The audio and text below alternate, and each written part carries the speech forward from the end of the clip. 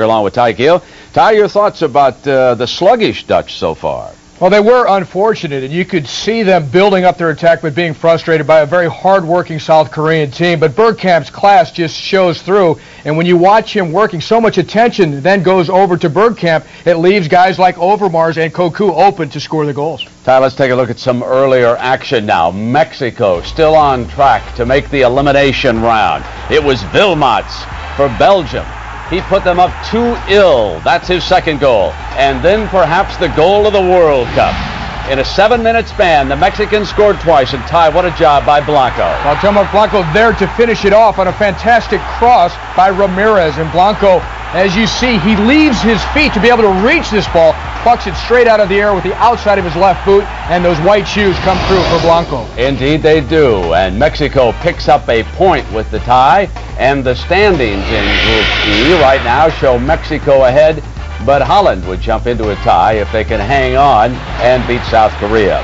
Suker with the goal for Croatia, and here is the star who had struggled all day, and finally he gets the goaltender leaning the other way, Ty. And Croatia in trouble because Boksic injured before the tournament. Suker has to take up the slack offensively, and here he got the big goal. And there are the standings. Croatia now has qualified for the elimination round of 16. Remember, we go to sudden death.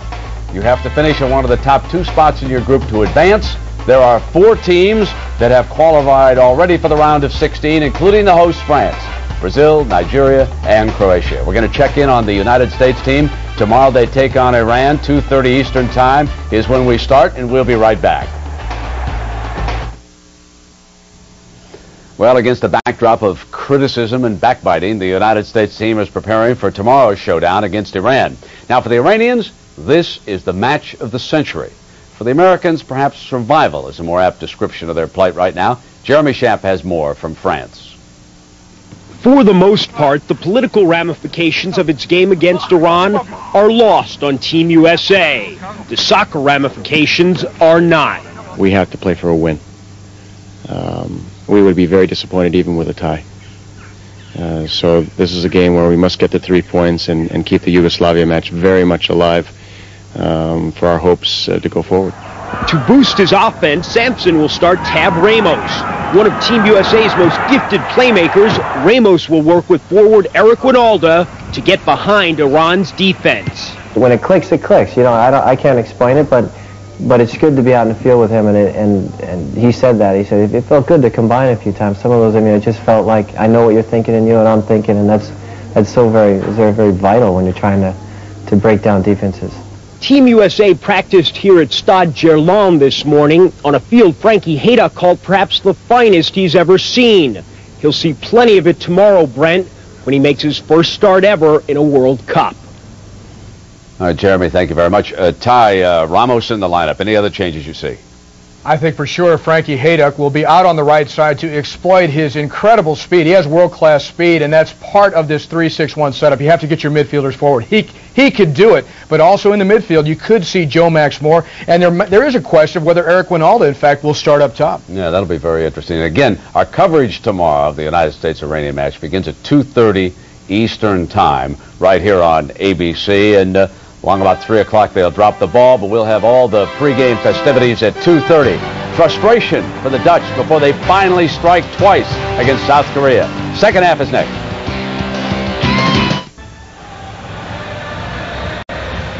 Welcome back to the Velodrome in Marseille. Along with Mike Hill, I'm Roger Twibell. At halftime, it's a joyous bunch of Dutch fans as their team leads 2-0, and for the South Koreans, it was a long trip from Seoul.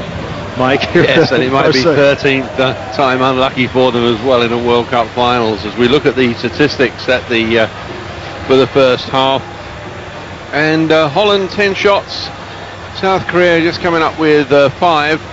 And Edwin van der Sar hasn't had to make any saves at all so far, but he did have one anxious moment early on in that game. The South Korean goalkeeper coming up with a couple of very, very good saves. But really it's the Dutch who have really dominated this game territorially and in every way. Now in the red zone, the area of the field where we try to take a look at Mike and see who's really playing the most offensive pressure. And as we look here, we see the possessions. That jumps right out at you. Yes, the Dutch really in that danger zone on the field, having so much more possession. They've only created 14 chances, though, and then come up with 10 shots. Now, you compare that with Korea. Although they haven't had quite so much possession in that area, they have created chances when they've got into that area. And again, though, they haven't been able to get too many shots off. Only 5 out of the 17 chances created. What does South Korea have to do here in the second half to try to get back into this game? Well, they're really caught now, whether they go all out to attack, which if they do that, they're going to get caught by this very smooth move in Dutch side. If they stay back and try to defend, they're most probably going to concede more goals. So really, they're in a no-win situation. And I think that their coach might just tell them to go out and just attack. And if they concede a few more goals, it really doesn't matter that much. But I think if they could get a goal, it would give them a great big boost. Teams coming back out of the field. Holland back out now. We mentioned at the top that both of these teams are missing a quality player because of a red card situation. Ha for South Korea and Kluivert for Holland. Yes, the Patrick Kluivert